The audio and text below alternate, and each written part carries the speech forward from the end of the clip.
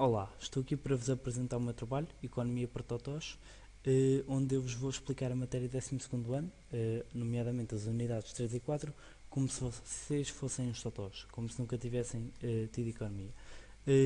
Vamos começar pela unidade 3, o desenvolvimento e a utilização dos recursos, mas antes disso vou-vos só explicar como é que estas unidades estão organizadas para terem uma melhor percepção de como é que o trabalho se vai desenrolar. A unidade 3 está dividida em duas partes, como é que o desenvolvimento e a questão demográfica e ainda o desenvolvimento e os recursos ambientais. Vamos começar pela primeira, a questão demográfica, que está dividida em três tópicos: o progresso tecnológico e o crescimento demográfico, a diversidade de estruturas demográficas e, por último, as consequências económicas desta mesma questão. Vamos começar pelo primeiro, o progresso tecnológico e o crescimento demográfico. Para isso, vamos analisar aqui um gráfico que nos mostra o crescimento da população mundial. Temos aqui uma reta verde que nos mostra a evolução da população mundial, com uma escala direta, e depois temos aqui os gráficos de barras que nos mostram o aumento populacional, com a escala à esquerda. O que é isto do aumento populacional? Só para percebermos, é o acréscimo ou decréscimo do aumento da população, é o acréscimo ou decréscimo da população de um ano para o outro. Tirando as primeiras conclusões, podemos ver que há um grande crescimento populacional, desde 1750 até 2007, que é o ano em que foi feito este gráfico, há um grande crescimento populacional. Reparamos então que também atingimos o primeiro milhar de milhão no ano 1800, aqui.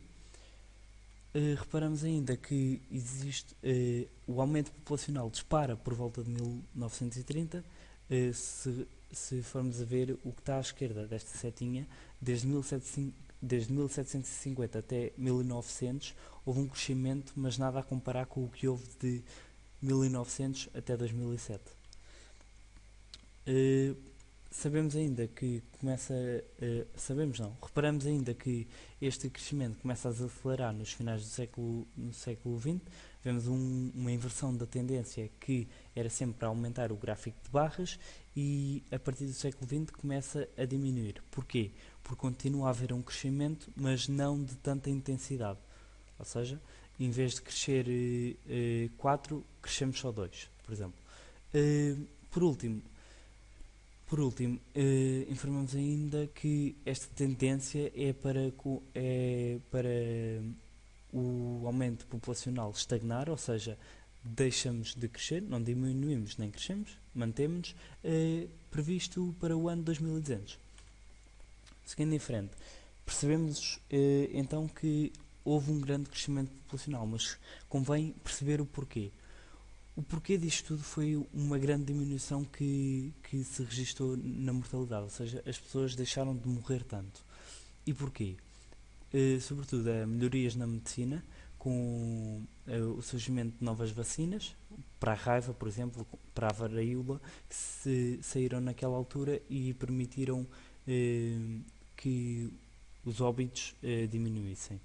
Melhorias nas condições de vida e higiene, com a introdução de sistemas de esgotos e tratamento das águas, que melhorou as condições de vida da população e fez com que as pessoas vivessem mais tempo lá.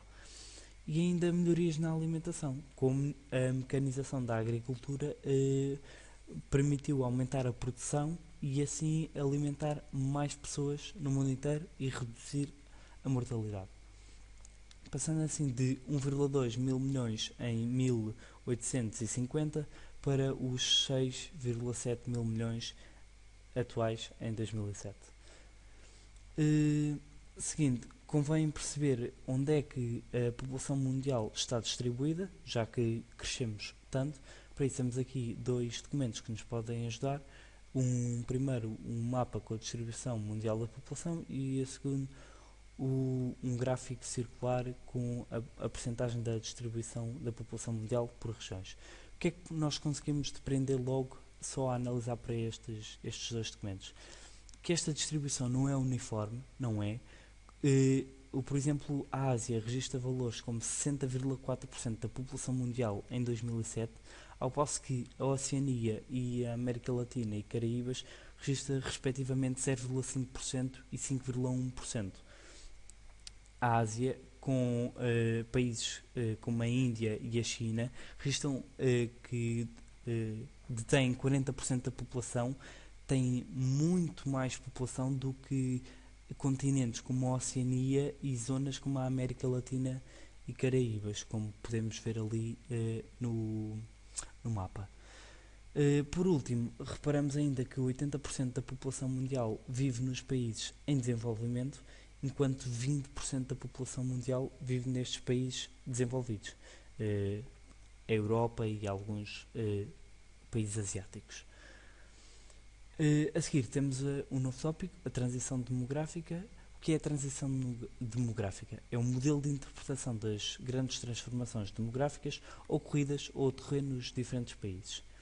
Esta transição demográfica divide-se em 4 fases. A primeira, o regime demográfico primitivo. A segunda, o declínio da mortalidade. A terceira, o declínio da fecundidade. E, por último, a quarta, o regime demográfico moderno. A primeira associaríamos a esta coluna vermelha, onde tanto a natalidade como a mortalidade são muito elevadas e o crescimento da população é muito reduzido. A segunda fase seria a coluna bege, onde a mortalidade desce, lá está o declínio da mortalidade, a natalidade mantém-se e por isso há um aumento do crescimento da população. A terceira fase, o declínio da fecundidade, seria a parte a roxo, onde a natalidade começa a decrescer, a mortalidade também o faz e o crescimento da população desacelera. Por último, a quarta fase seria já aqui no fim do gráfico, com a natalidade e a mortalidade a serem muito baixas e estando tão próximas de uma da outra que há uma estagnação do crescimento da população. Temos aqui um gráfico que comprova isto que eu acabei de dizer, está aí tudo explicado. Pronto. E por último, podemos ainda verificar que à medida que os países se desenvolvem, tendem para passar da primeira fase, onde a mortalidade e a natalidade são muito elevadas e o crescimento é lento, para esta última fase, onde a mortalidade e a natalidade são mais baixas e o crescimento populacional estagna. Ou seja, a primeira fase é característica dos países menos desenvolvidos e esta última fase, a quarta, é característica dos países mais desenvolvidos. E pronto. Este tópico, o 3.1.1, está assim visto.